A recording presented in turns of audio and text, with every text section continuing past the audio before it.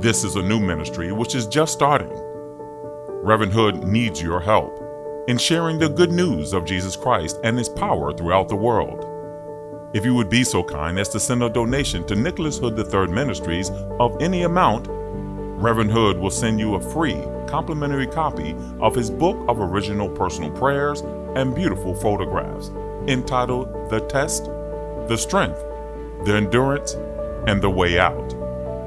We appreciate your support, and in this way, you can partner with Reverend Hood in sharing the good news of Jesus throughout the world. Please make your check out to Nicholas Hood III Ministries and mail it to 4535 Chrysler Drive, Detroit, Michigan, 48201.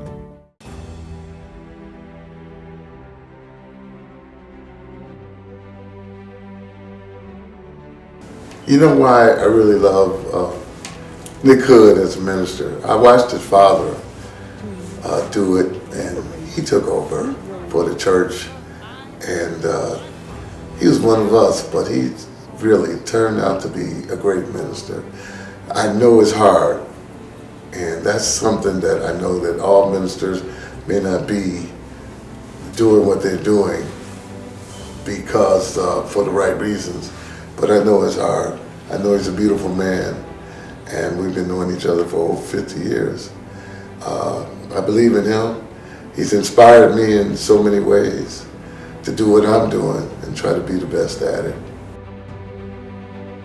Make sure you watch Nick Hood's Ministries. You'll never be the same.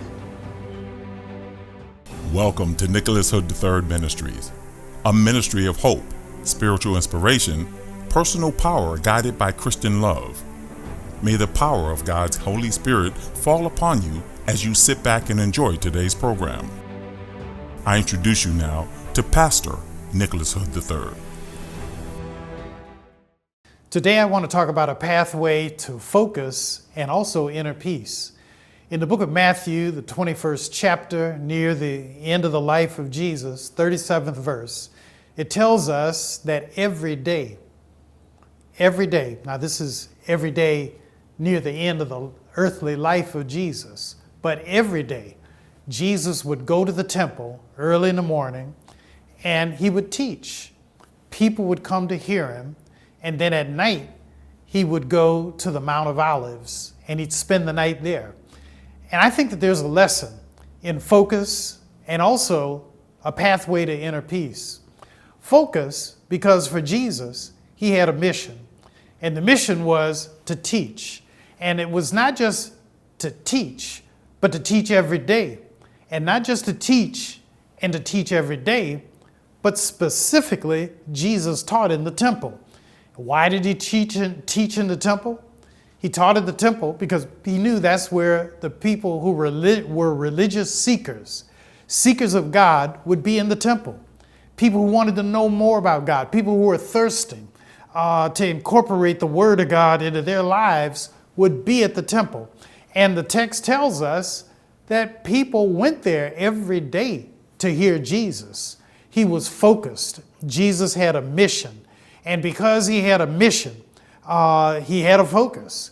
And because he had a focus, it embellished the mission. And you and I can learn from this in life. To me, one of the lessons, it's not quite exactly like Jesus, because Jesus knew what he was doing. Half the time, you and I don't know what we're doing. But to me, you don't have to necessarily know what you're doing to at least be on the right track. And if you have a focus, the focus will help you to find the right track. With your focus on whatever it is you want to do in life, you may determine that down the road, I really don't like this.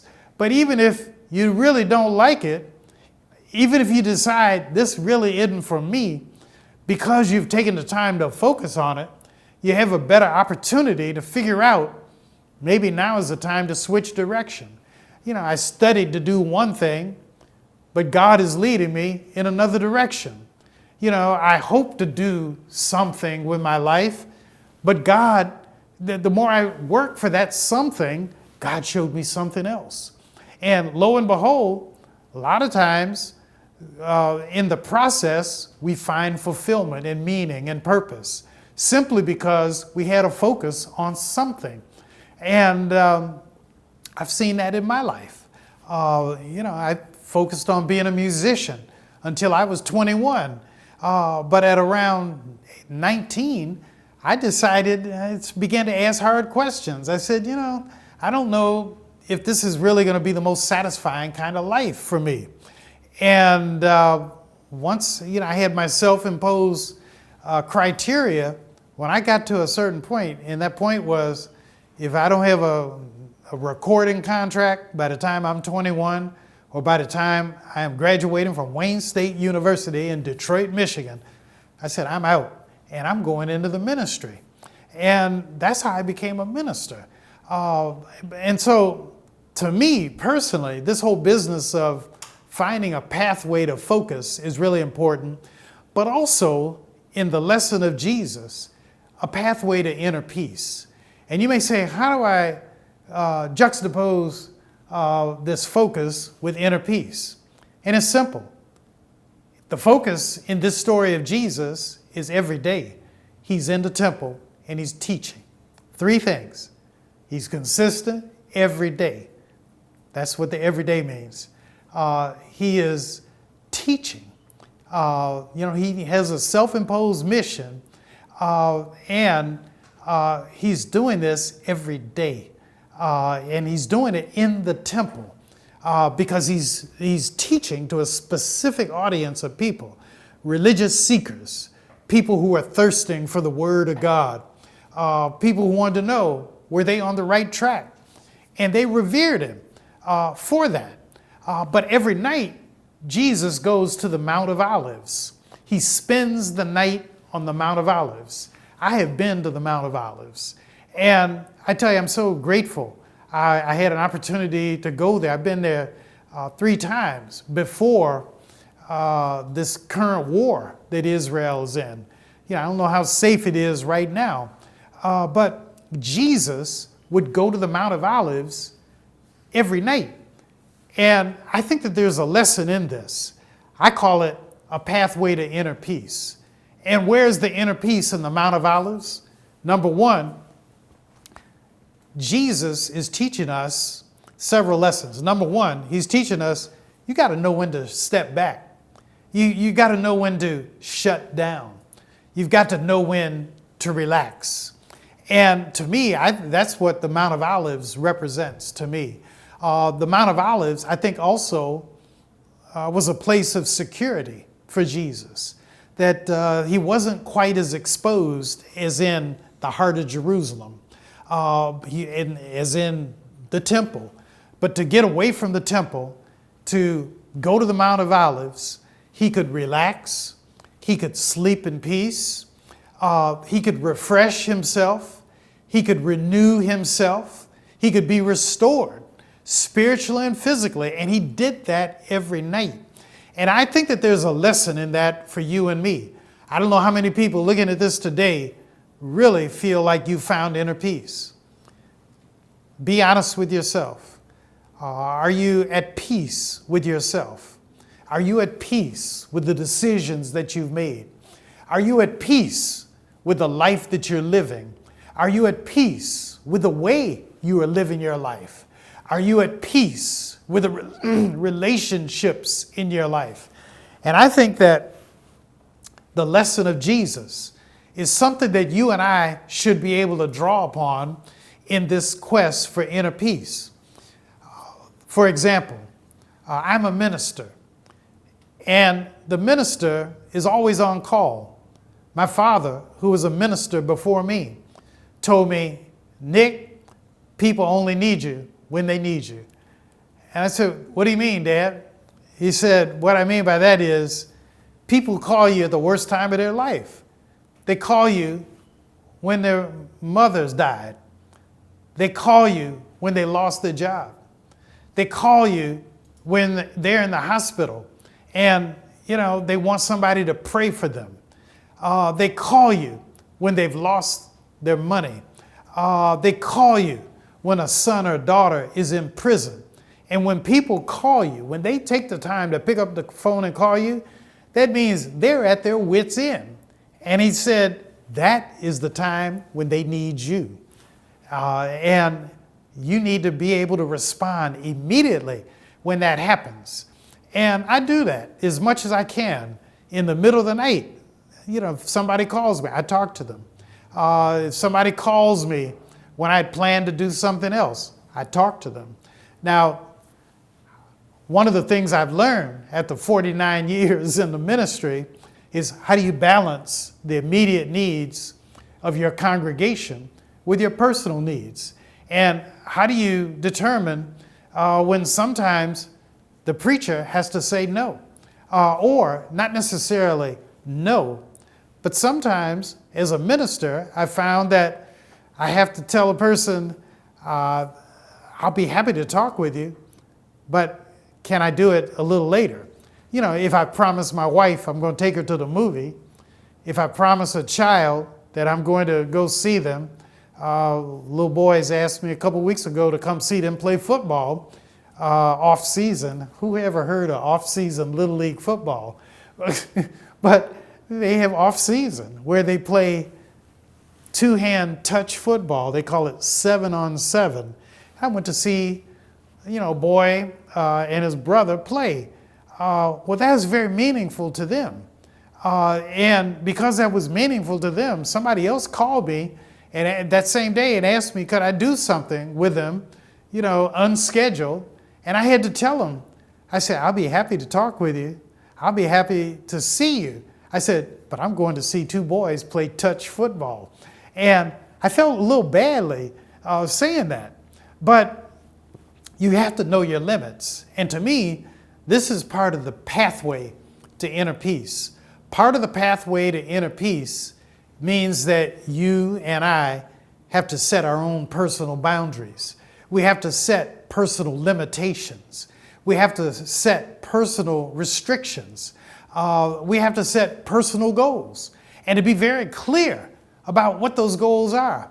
If my family means something to me, then that means that I'm going to honor my family.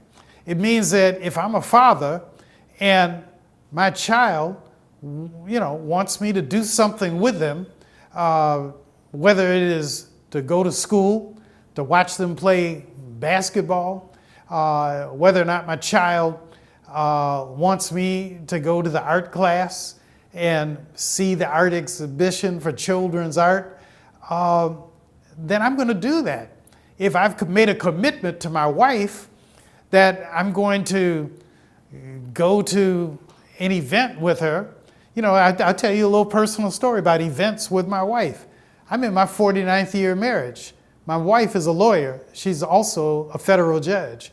But my wife, when we first got married, as I think back on it, what we did was a prenuptial agreement. It's not written down, but it's an oral agreement. And in this agreement, she asked me, with her hope that I would agree that at least once a year, I would go out with her on a Saturday night to some kind of event, and that I would not complain that I had to prepare a sermon the next day. And, we're 23 when I made that agreement. But every year, I go to the big lawyers' party in Detroit called the Barrister's Ball with her. Now, what the point that I'm making is that's a self-imposed goal and limitation and restriction, but it's helped to keep my marriage together. I'll be back with you in just a minute, and I want you to think about what's your pathway to inner peace. I'll be right back.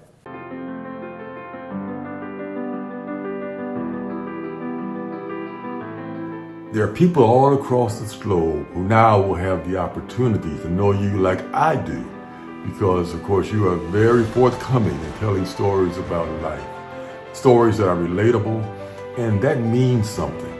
How wonderful it is, and I just look forward to seeing how this new platform will just rise and grow and really be a vessel through which you can be a blessing to folk all over this world, and Lord knows we need it.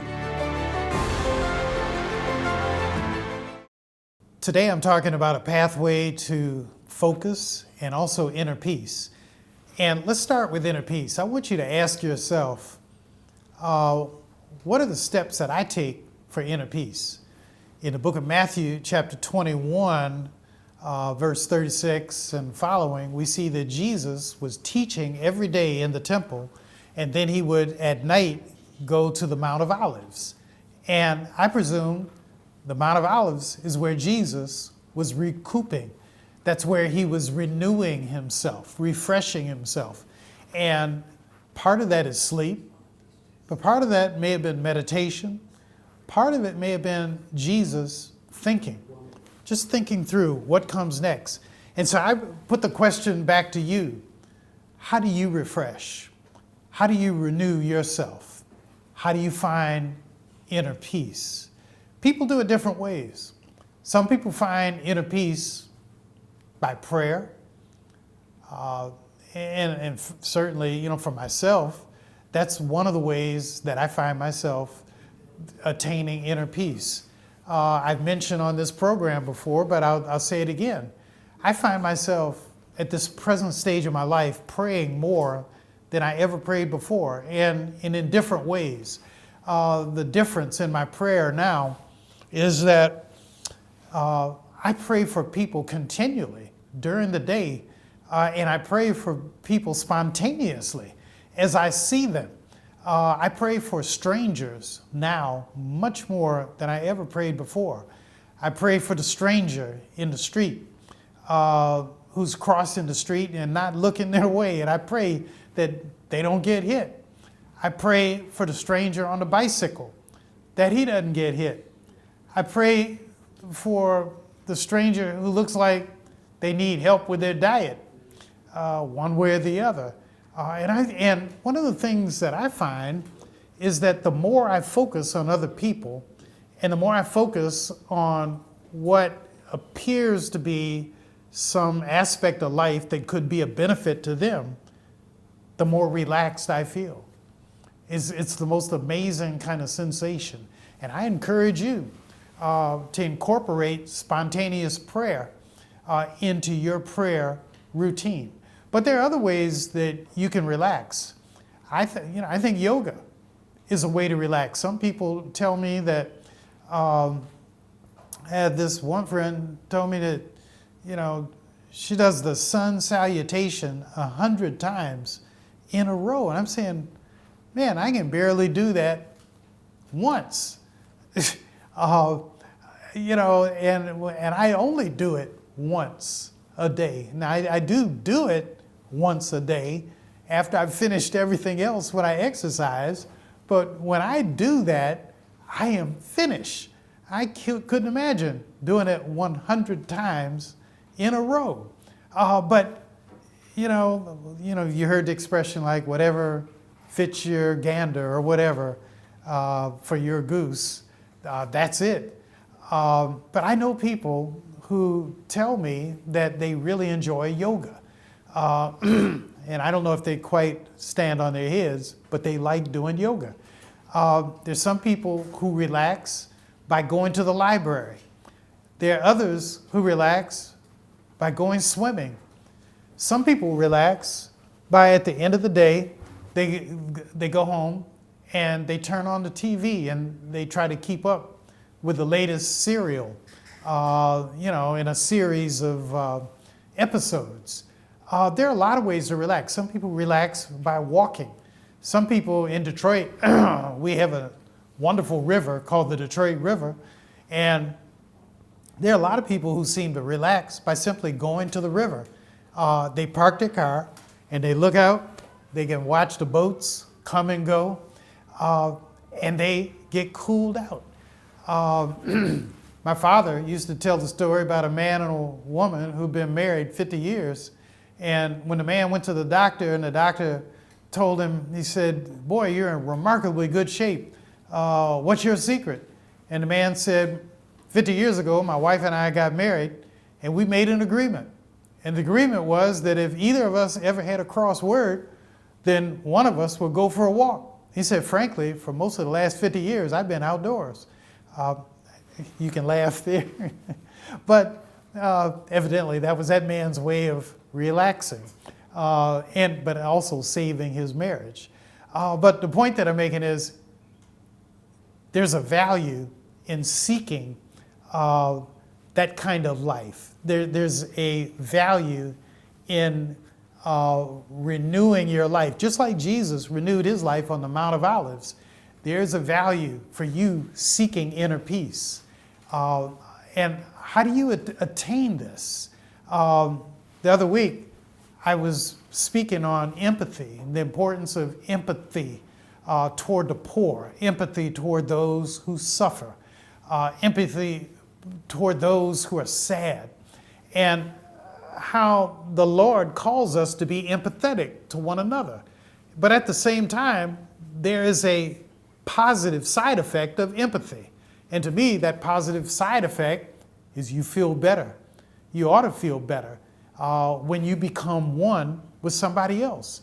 I think in marriage, when husbands and wives try to become one with the other's feelings, to be happy with them when they're happy, to be right there with them when they're sad, to be there with them when they're enjoying their good health, to be there with them when they are struggling with challenge health. That in the process, what we find is that we actually become better. We feel better because we have become more in line, more in sync with somebody else. I can share with you different ways that I relax. One of the ways I relax is periodically, I like to go out to California. I've got a son out there and his family, and they live in the Bay Area, in Berkeley.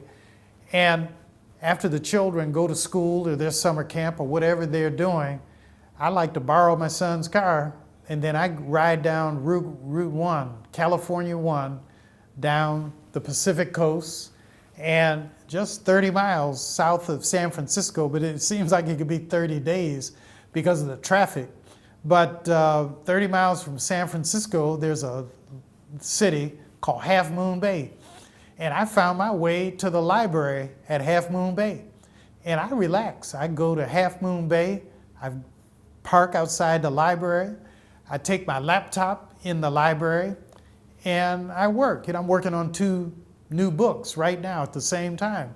And more important than even finishing the books, it's just important to me to be able to get away, to look at the Pacific Ocean, to watch the waves come and go.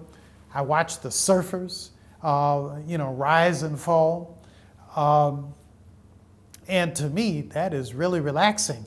And then I top it off. When I first went there, I didn't know where the restaurants were. And so I would go to this big ritzy hotel, the Ritz-Carlton, appropriately named, and I'd buy the $20 hamburger. And I'd say, I can't continue my life eating $20 hamburgers. And so I just went online and I found a place, it's either called Al's or Sam's.